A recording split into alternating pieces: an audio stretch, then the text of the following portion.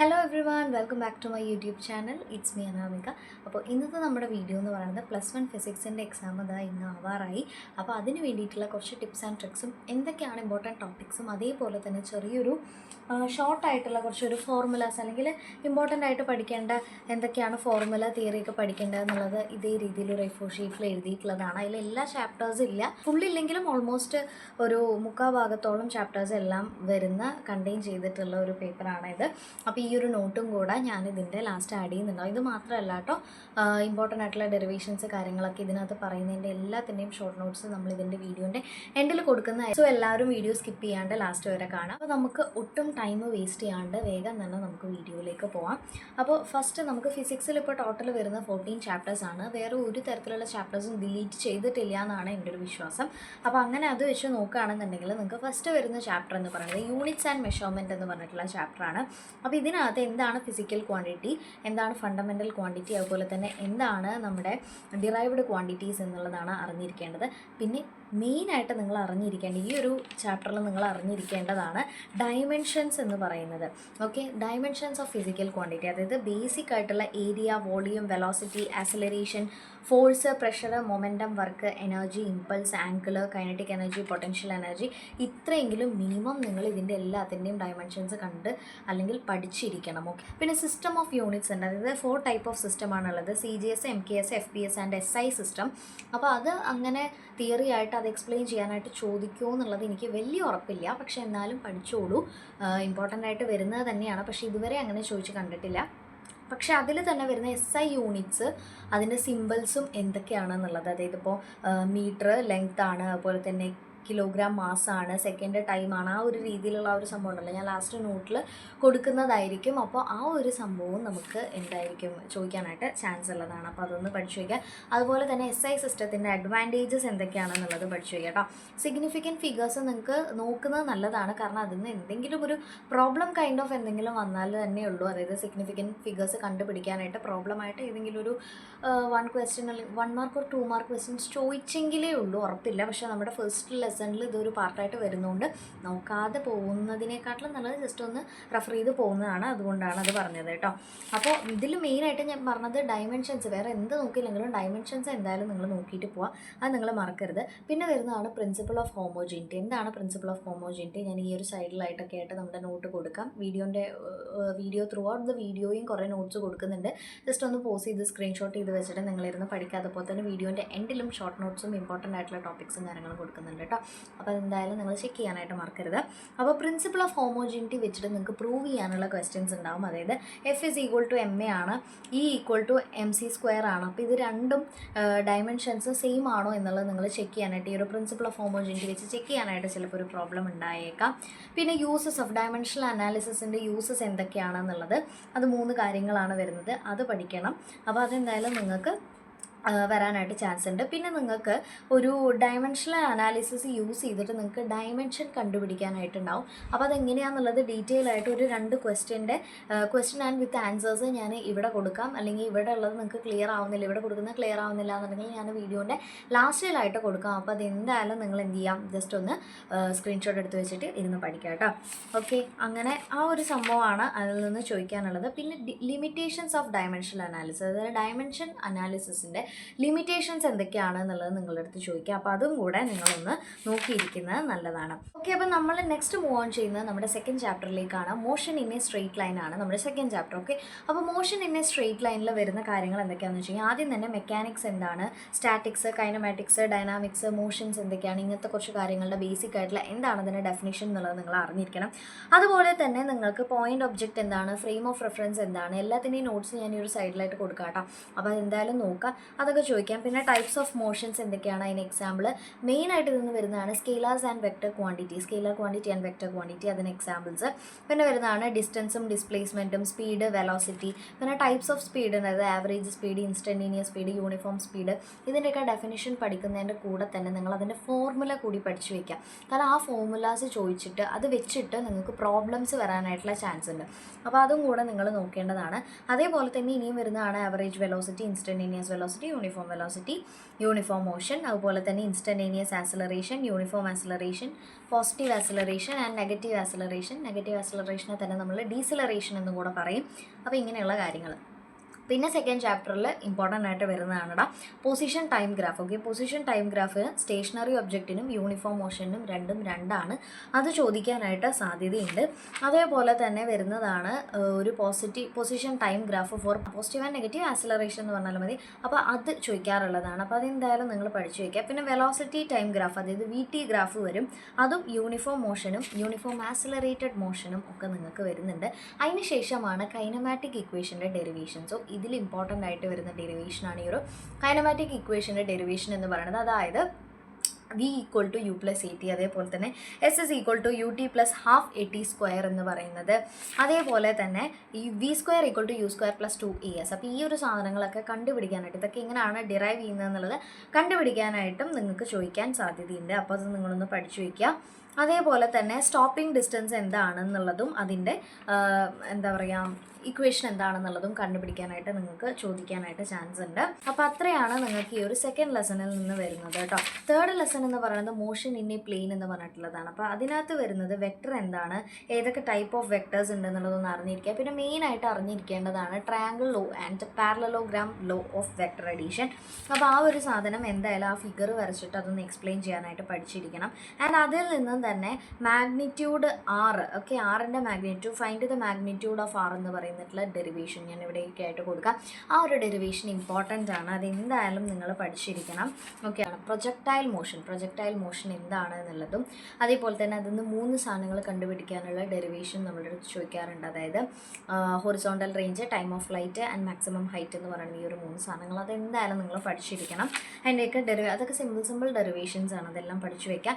And uniform circular motion. പിന്നെ ഈ ഡെറിവേഷനിൽ പറയുന്ന ഇക്വേഷൻസ് വെച്ചിട്ട് നിങ്ങൾക്ക് പ്രോബ്ലംസ് വരാനായിട്ടുള്ള ചാൻസ് നല്ല കൂടുതലാണ്. അതുകൊണ്ട് തന്നെ അത് വെച്ചിട്ടുള്ള പ്രോബ്ലംസും കൂടെ നിങ്ങൾ നോക്കിയിട്ട് തന്നെ പോവുക. കാരണം ആംഗുലർ ഡിസ്പ്ലേസ്മെൻറ്റ്, ആംഗുലർ വെലോസിറ്റി ഒക്കെ പഠിക്കുക. പിന്നെ നിങ്ങൾക്ക് ഇമ്പോർട്ടൻ്റ് ആയിട്ട് വരുന്ന ഇതെന്ന് വരുന്നൊരു ഡെറിവേഷനാണ് relation between linear velocity and angular velocity. അത് ചോദിക്കാറുള്ളതാണ്.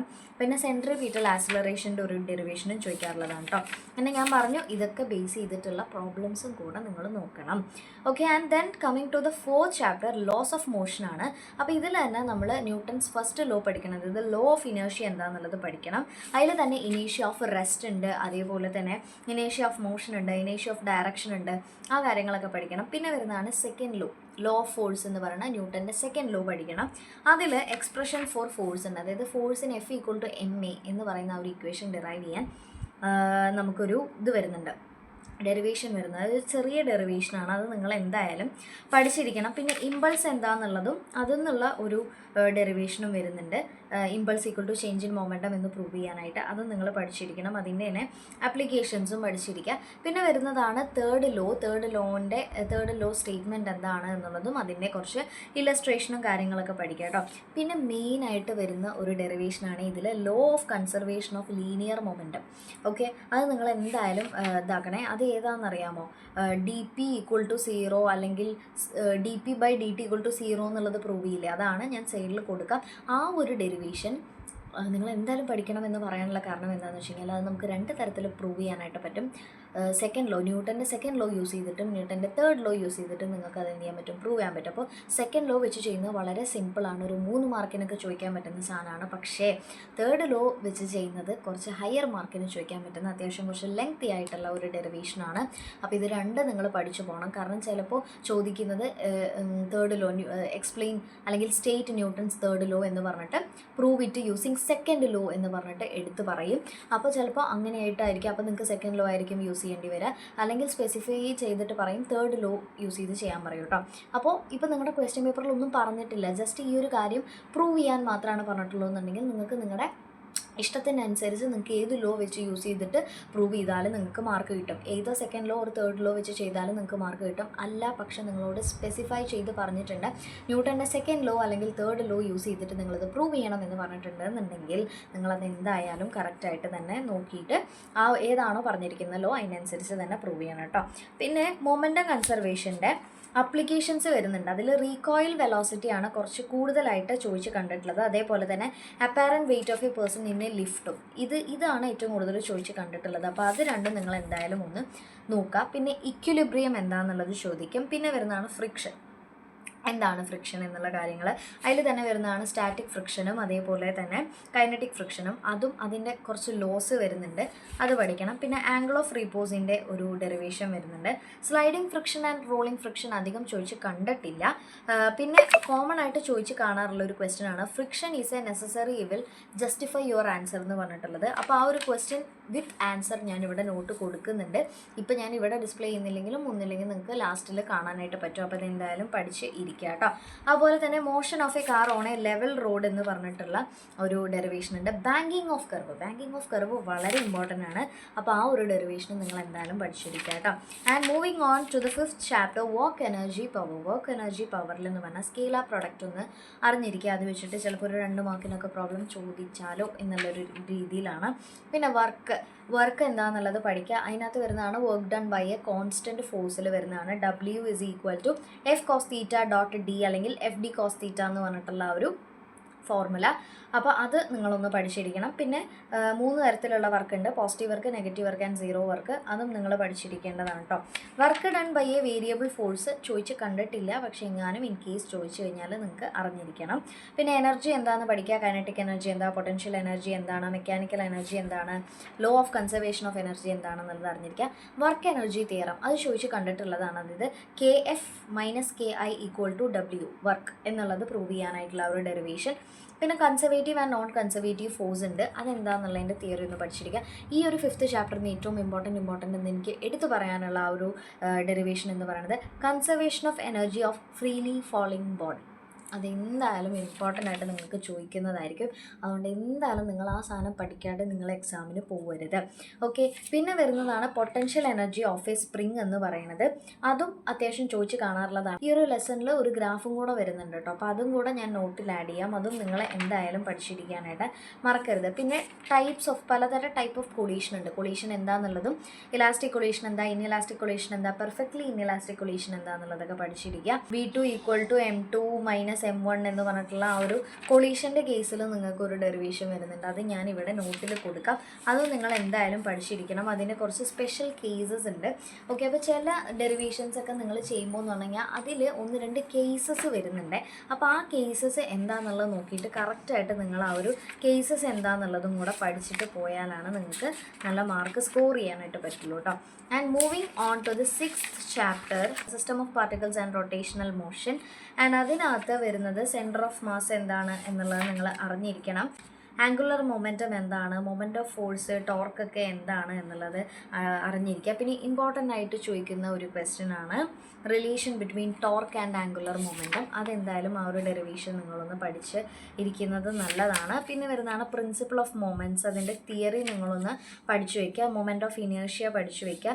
റേഡിയസ് ഓഫ് ഗൈറേഷൻ എന്താണെന്നുള്ളത് പഠിച്ചു വയ്ക്കുക. ആ ഒരു കാര്യങ്ങളൊക്കെ നിങ്ങൾ പഠിക്കേണ്ടതാണ്. പിന്നെ ഒരു ഇത് വരുന്നുണ്ട്. അതായത് തിൻ സർക്കുലർ റിംഗ് ആണെങ്കിൽ അതിൻ്റെ ആക്സിസ് എങ്ങനെയായിരിക്കും, ഫിഗർ എങ്ങനെയായിരിക്കും, അതിൽ ഈ ഒരു മൊമെൻറ്റ് ഓഫ് ഇനേർഷ്യയുടെ ഇക്വേഷൻ എന്താണെന്നുള്ളത് അത് ഞാൻ ഈ ഒരു സൈഡിൽ കൊടുക്കുന്നതായിരിക്കും. അത് നിങ്ങൾ എന്തായാലും പഠിച്ചിരിക്കണം. പിന്നെ relation between angular momentum and moment of inertia, അതും അനദർ ഇമ്പോർട്ടൻ്റ് ആയിട്ട് ചോദിക്കുന്ന ഒരു ഡെറിവേഷനാണ്. അത് നിങ്ങൾ എന്തായാലും പഠിച്ചിരിക്കേണ്ടതാണ് കേട്ടോ. അപ്പോൾ ലീനിയർ മോഷനും റൊട്ടേഷണൽ മോഷനും തമ്മിലുള്ള ഒരു ഡിഫറൻസ് ചിലപ്പോൾ നിങ്ങളോട് ചോദിക്കാം. അതിൻ്റെയും ഞാൻ ഈ ഒരു സൈഡിലായിട്ട് കൊടുക്കാം. അതും നിങ്ങൾ എന്തായാലും ഒന്ന് നോക്കണത് നല്ലതായിരിക്കും. On to the 7th chapter gravitation. ഗ്രാവിറ്റേഷനിൽ വരുമ്പോഴത്തേനും ആദ്യം തന്നെ ഗ്രാവിറ്റി എന്താണെന്നുള്ളതിൻ്റെ ഡെഫിനേഷൻ പഠിക്കുക. ഗ്രാവിറ്റേഷൻ എന്താണെന്നുള്ളതിൻ്റെ ഡെഫിനേഷൻ പഠിക്കുക. പിന്നെ വരുന്നതാണ് ന്യൂട്ടൺസ് ലോ ഓഫ് ഗ്രാവിറ്റേഷൻ. അതും പഠിക്കണം നിങ്ങൾ.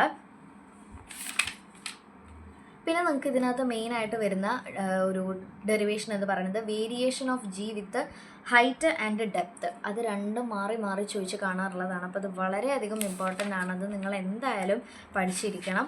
അത് പഠിക്കാണ്ട് നിങ്ങൾ എക്സാമിന് പോകരുത്. പിന്നെ ഗ്രാവിറ്റേഷണൽ ഫീൽഡ് എന്താണെന്നുള്ളതും ഗ്രാവിറ്റേഷണൽ പൊട്ടൻഷ്യൽ എനർജി എന്താണെന്നുള്ളതും ഗ്രാവിറ്റേഷണൽ പൊട്ടൻഷ്യൽ എന്താണെന്നുള്ളതും പഠിക്കണം. ഇത് ഡിഫറെൻ്റ് ആണ്. ഗ്രാവിറ്റേഷണൽ പൊട്ടൻഷ്യൽ എനർജിക്ക് വേറൊരു ഡെഫിനേഷൻ, ഗ്രാവിറ്റേഷണൽ പൊട്ടൻഷ്യലിന് വേറൊരു ഡെഫിനേഷനാണ്. പിന്നെ escape velocity and orbital velocity of A satellite പഠിക്കുക. അത് തമ്മിലുള്ള ഒരു ഡെറിവേഷൻ, ഒരു റിലേഷൻ വരുന്നുണ്ട്, അതും നിങ്ങൾ പഠിക്കണം. പിന്നെ time period of satellite, total energy of satellite, height of satellite പഠിക്കുക. പിന്നെ ലാസ്റ്റായിട്ട് കെപ്ലർസ് ലോ പഠിക്കുക. അതിനകത്ത് law of orbits, law of area and law of periods വരുന്നുണ്ട്. ആ ഒരു 3 കാര്യങ്ങളും കൂടെ പഠിച്ചു കഴിഞ്ഞാൽ നിങ്ങളുടെ ഒരു 7th ചാപ്റ്റർ ഇവിടെ കംപ്ലീറ്റ് ആയിട്ടുണ്ട്. Moving on to the 8th chapter, mechanical properties of solid. ഇത് വളരെ സിമ്പിൾ ചാപ്റ്ററാണ്, അപ്പോൾ ഇതെന്തായാലും നിങ്ങൾ പഠിക്കാണ്ട് പോകരുത് കേട്ടോ.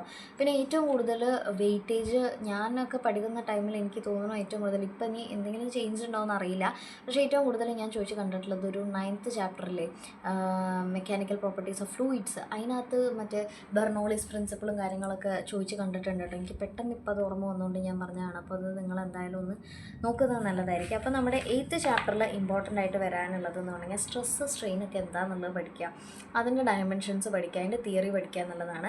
അതിൽ തന്നെ longitudinal stress, tangential or shearing stress, hydraulic or volume stress എന്താണെന്നുള്ളത് പഠിക്കുക, സ്ട്രെയിൻ പഠിക്കുക. അതിൽ ഇതേ സെയിം കാര്യങ്ങൾ ലോഞ്ചിറ്റ്യൂഡിനൽ, ടാൻജൻഷ്യൽ, വോളിയം അതൊക്കെ പഠിക്കുക. പിന്നെ മെയിനായിട്ട് ഹുക്സ് ലോ പഠിച്ചു വയ്ക്കുക.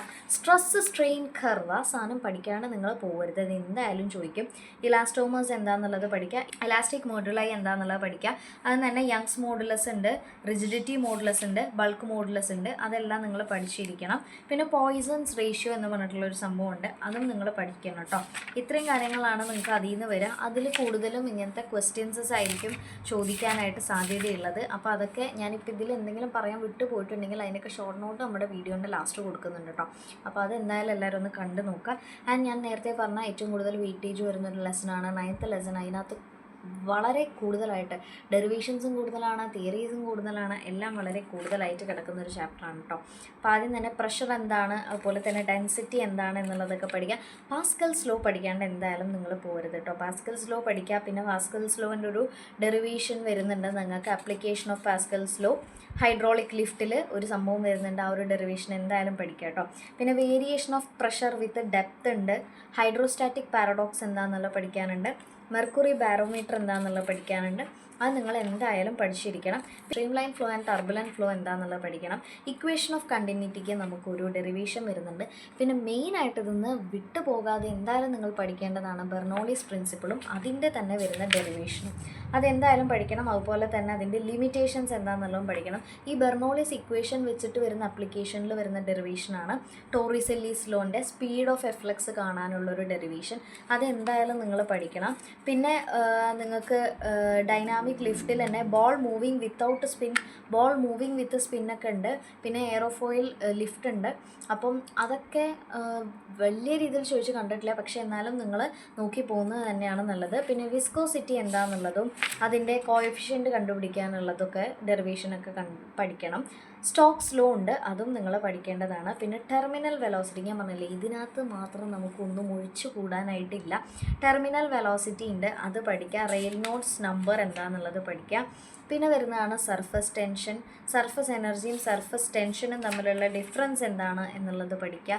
പിന്നെ ആംഗിൾ ഓഫ് കോണ്ടാക്റ്റ് കേട്ടോ, ആംഗിൾ ഓഫ് കോണ്ടാക്റ്റ് എന്താണ് എന്നുള്ള ആ ഒരു കാര്യം പഠിക്കണം. പിന്നെ excess pressure inside liquid drop വരുന്നത്, അത് ഏറ്റവും കൂടുതൽ ചോദിക്കുന്നൊരു ഡെറിവേഷനാണ്, അത് പഠിക്കുക. അതിൻ്റെ ആ ഒരു ഫോർമുല വെച്ചിട്ട് തന്നെ പ്രോബ്ലംസ് ഉണ്ടാവും. സോ അതും കൂടെ നിങ്ങൾ പഠിക്കാനായിട്ട് ശ്രദ്ധിക്കുക. പിന്നെ ക്യാപ്പിലാരിറ്റിയിൽ തന്നെ കാപ്പിലറി റൈസ്, ക്യാപ്പിലാരിറ്റി എന്താണെന്ന് പഠിക്കുക, അതിൻ്റെ ക്യാപ്പിലറിറ്റി റൈസിനകത്ത് വരുന്ന ഒരു ഡെറിവേഷൻ, അതും കൂടെ നിങ്ങൾ പഠിച്ചിരിക്കുക കേട്ടോ. അപ്പോൾ moving on to the 10th chapter, properties of matter. അതിനകത്ത് നമുക്ക് വരുന്നത് എന്താണ് ടെമ്പറേച്ചറും ഹീറ്റും തമ്മിലുള്ള ഡിഫറൻസ്, മെഷർമെൻറ്റ്, ടെമ്പറേച്ചറിൻ്റെ മെഷർമെൻറ്റ് എങ്ങനെയാണ് എടുക്കുക. പിന്നെ ഞാനിവിടെ ഒരു ഇക്വേഷൻ കൊടുക്കാം, നിങ്ങൾക്ക് ചിലപ്പോൾ സെൽഷ്യസിൽ തന്നിട്ട് ഒരു ഡിഗ്രി തന്നിട്ട് നിങ്ങളുടെ അടുത്ത് അത് ഒന്നില്ലെങ്കിൽ കെൽവിനിലേക്കോ അല്ലെങ്കിൽ ഫാരൻ ഹീറ്റിലോട്ടോ ചേഞ്ച് ആക്കാൻ പറയും, അല്ലെങ്കിൽ നേരെ തിരിച്ചും തരാം, കെൽവിനിലോ ഫാരൻ ഹീറ്റിലോ തന്നിട്ട് അത് സെൽഷ്യസിലാക്കാൻ പറയാം. അപ്പോൾ നിങ്ങൾക്ക് ഈ ഒരു ഫോർമുല യൂസ് ചെയ്ത് കഴിഞ്ഞാൽ നിങ്ങൾക്ക് സിമ്പിളായിട്ട് അത് കൺവേർട്ട് ചെയ്യാനായിട്ട് പറ്റും. അത് വെച്ച് കൺവേർട്ട് ചെയ്യുന്ന സാമ്പിളായിട്ടുള്ള 1-2 പ്രോബ്ലംസും കൂടെ ഞാനിവിടെ കൊടുക്കുന്നുണ്ട്. അപ്പോൾ അതെന്തായാലും പഠിക്കണം. പിന്നെ തെർമൽ എക്സ്പാൻഷൻ എന്താണെന്നുള്ളത് പഠിക്കണം കേട്ടോ. ആൽഫ ബീറ്റ ഗാമ വെച്ചിട്ട് alpha beta gamma is equal to 1:2:3 എന്ന് പറഞ്ഞിട്ടുള്ള ഒരു ഡെറിവേഷൻ വരുന്നുണ്ട്, അതെന്തായാലും നിങ്ങൾ പഠിക്കണം. പിന്നെ അനോമലസ് എക്സ്പാൻഷൻ ഓഫ് വാട്ടർ പഠിക്കണം കേട്ടോ. ഓക്കെ, ആ ഒരു കാര്യങ്ങൾ എന്തായാലും പഠിക്കുന്നതാണ്. പിന്നെ സ്പെസിഫിക് ഹീറ്റ് കപ്പാസിറ്റി പഠിക്കണം, കലോറിമെട്രി ആണ് പഠിക്കേണ്ടത്. പിന്നെ നിങ്ങൾക്ക് റെഗുലേഷൻ പഠിക്കാനായിട്ടുണ്ട്, ലാറ്റൻ ഹീറ്റ് എന്താണെന്നുള്ളതും പഠിക്കാനായിട്ടുണ്ട്.